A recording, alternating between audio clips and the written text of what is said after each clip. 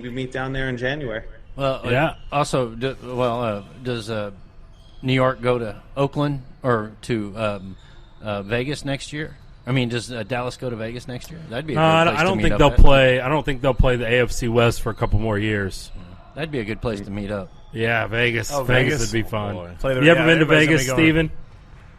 Many times. Is it super cheap to fly there from New York like it is from most other places? Yeah, it's probably like $300 round trip. Yeah. Yep. Yeah. So $80. I got that $70 Spirit flight. Round trip. What's your favorite AFC team? Jets. Oh man, Not yours, Just Tyler.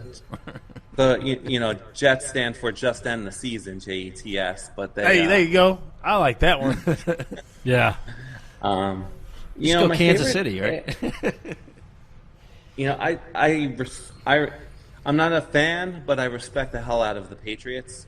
They're a class organization, and you don't get where you're going. 6 Super Bowls, every year 5-0. Deflategate. By cheating. Camgate. Yeah. And you got all the Jet fans, and you have the Giant fans here because they played twice in the Super Bowl. They all hate the Patriots, but Yeah. I mean, I just have a deep appreciation, especially when you take a look at poor coaching and compare poor coaching to great coaching.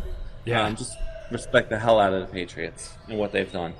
So we'll get you out of here on this. In the NFC East, what is your most hated division rival? Oh, it's the Eagles. It's the Eagles. But to be honest with you, my most hated team out of all the teams is the San Francisco 49ers, because that was my Super Bowl growing up. I still gotta watch Merton Hanks do that stupid dance he used to do, when he's doing the interception. Or stupid Clark catch that pass, I wasn't even around for. Yeah, in the back of the end zone. Every and week, the non pass interference call against Michael Irvin, Deion Sanders, that he still says to this day. Deion says it was just a good arm bar. No, he was interfering with him getting to the ball. How did you feel about Andy Reid then, meaning Philadelphia, and now Kansas City? Yeah, I mean, Andy Reid really had a tough ending down in Philly. And he had a lot of success in Philly. You take a look at that Super Bowl. If it wasn't for McNabb puking, in the last 2 minutes, they'd probably be down there. But another great coach. Is always in there, always in the playoffs. But once again, I mean, something happens to him when he gets to the playoffs, because he doesn't have a lot of success once he gets in there. So I'm curious to see how he does with Mahomes, because his history, just based on previous, is he has great. If we were to crown a Super Bowl champion after the regular season, he would be up there. But you get into the playoffs, and it's a whole different ballgame. Right. Mm-hmm. Absolutely. So I gotta ask, who is your favorite all-time Cowboy? I have to say Emmitt Smith. Emmitt Smith. You know what? And also, I will say too, Miles Austin too, because I went to high school with Miles Austin. Oh, is that right? Oh, that's awesome. Yeah. All right. Yeah. Very cool. So. Very cool. Again, you can check out Steven's Facebook group, the facebook.com/New Jersey Dallas Cowboy fans. Follow that for all the updates and RSVP to the event of Jason Garrett's firing this coming Monday. And I think all of Cowboys Nation will rejoice. Yeah. Are you hashtagging listen, fire guys, Jason Garrett? Thank you. Yep. Are you hashtagging fire Jason Garrett, Steven? I should, right?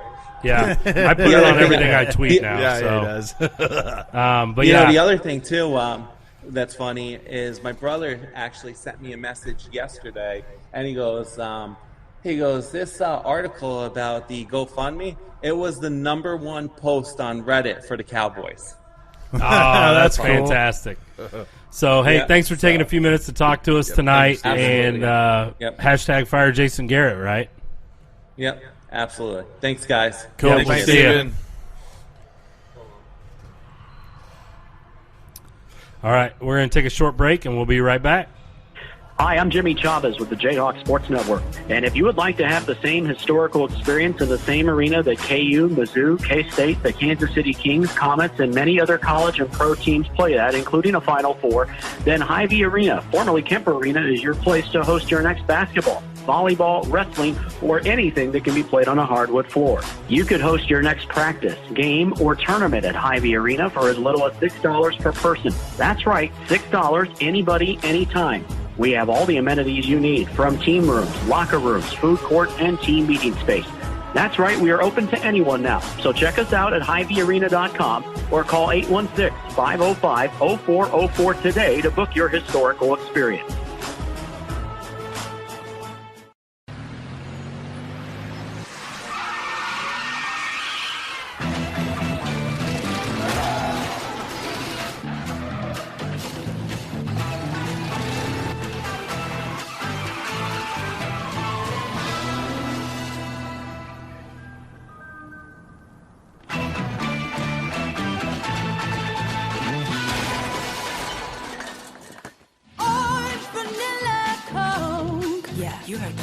Van life. It's been defined as the continuous, everlasting void of living in a van.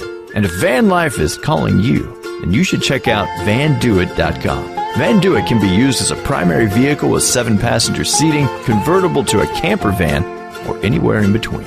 Go ahead, give our site and blog a gander. We assure you, it's going to make you say, you Van Doit. 816-944-2229. Or check us out at vandoit.com. I'm Johnny Quay, head coach of the St. Joe Mustangs. If you're looking for professional quality, customized wood bat for your baseball player, Walk Off Wood Bat Company is the place to go. All bats are made with prime quality wood, and the options for customization are endless. Gamers, fungos, training bats, they have them all. The Mustangs are excited to have Walk Off Wood as our official bat supplier this season. If we trust our players to swing Walk Off Wood, you should too. Go online and order today.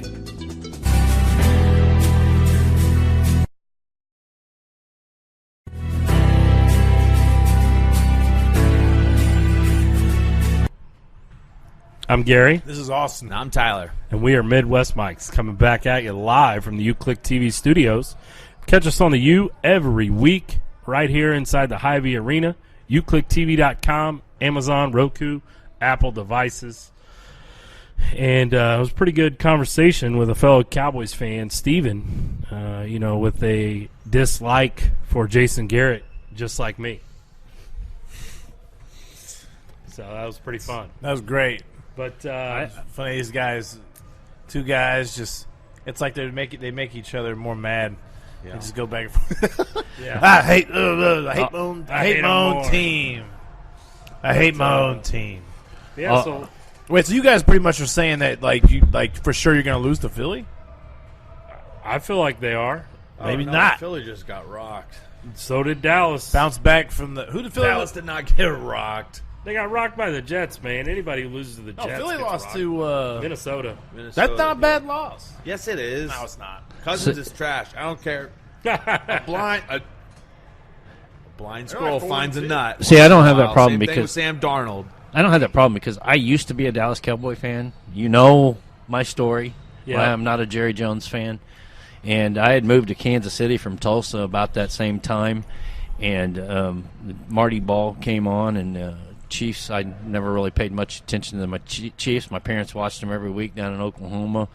But so, everything happened at the right time for me, and so I don't have to worry about hashtags or the 4-letter word Garrett. But no, I mean, it would be nice to see America's team back, relevance again. I mean, they get close every once in a while, but once we get Lincoln Riley, we'll be all right. We don't know that Dallas Cowboys are still America's team. Yes, they are. They are. What's the I mean, they are. How is that? How was it? Just talk to a fan from New York. I mean, but Chiefs have season tickets holders from every state in the country.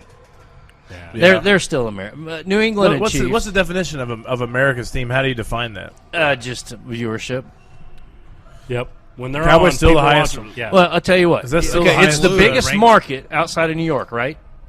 Yeah. Okay, but you go to New York, you go to California. A lot of those people just show up for their 5 minutes of fame and then leave and go to the next event. Cowboys fans, they're still more corporate. They're not blue collar guys like us Chiefs guys, but there's still more fans there, and I think it goes throughout. A lot of people, especially basketball in L.A., they go and they leave and then they go to the next happy hour. I mean, Yeah. You know what the highest rated show on Wednesdays in Kansas City is? Midwest Mike's. okay, 7 o'clock time slot. Yep. Yeah. Wow. Yep. Right here on UClick TV. Uclick.tv. Wow. Not .tv. No, UClickTV.com. Uclicktv.com. Yeah. My UClick bad. TV. UClick.tv was already taken. No, but anyway, so last week, Tyler, you went to a game we thought would be a pretty good football game. Ended up not being a very good football game. It was kind of a blowout. Summit Christian, congratulations to them on beating Van Horn, and Summit Christian remaining undefeated. Players of the game for Summit Christian were Grayson Sprouse and Jason Skivers from Van Horn. Two really good players. But talk a little bit about that game you went to last week. It was Summit's defense shut down. They shut down that Van Horn offense, and Van Horn stuck true to their game plan, trying to run. They have a great running back. They just could not. Summit was just smothering them. Van Horn. They got big kids all around. They had a receiver 6'4". He looked like Alan Lazard. He's wearing number 5 and everything. Yeah. And they couldn't. He was double covered like every play, and then they were just.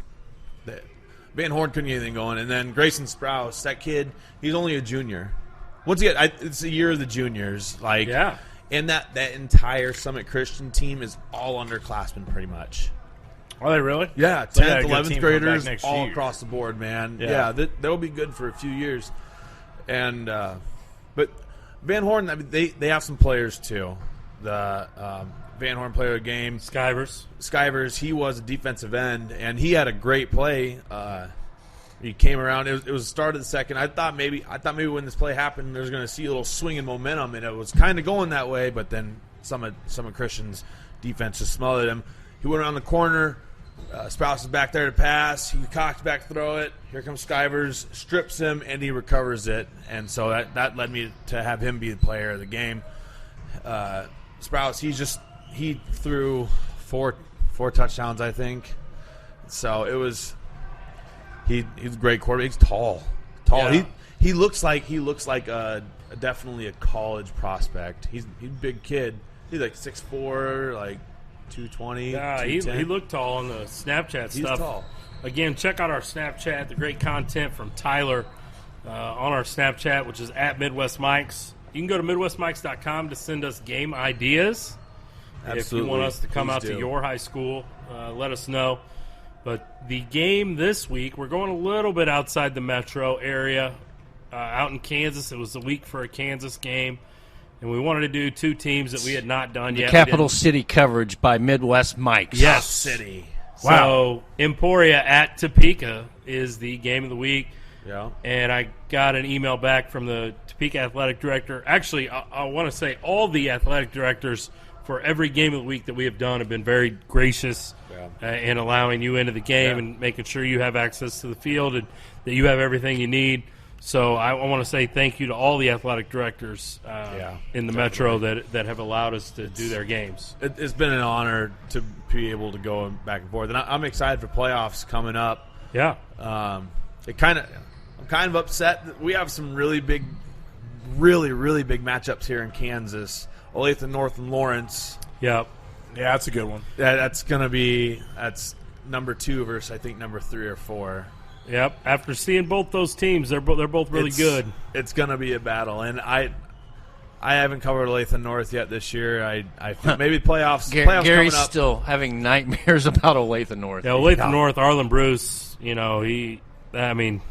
can't all say he enough talks good about. things about that kid. That's all he talks about. Arlen Bruce. The tweet that we put out, that Brendan Mentz put out, the guy that was covering the game, one of the guys that was covering the game, Jimmy Chavez and him, said we finally reached halftime. It was, 42-42? Yeah, it was 42-42, our game with them last week. And kind of a shootout, track meet type deal. And are you sure you forgot you left off a few players and went to 8-man that night? Yeah, I mean, wow. Yeah, they had 2 kick returns for touchdowns too in the first half. Ouch. So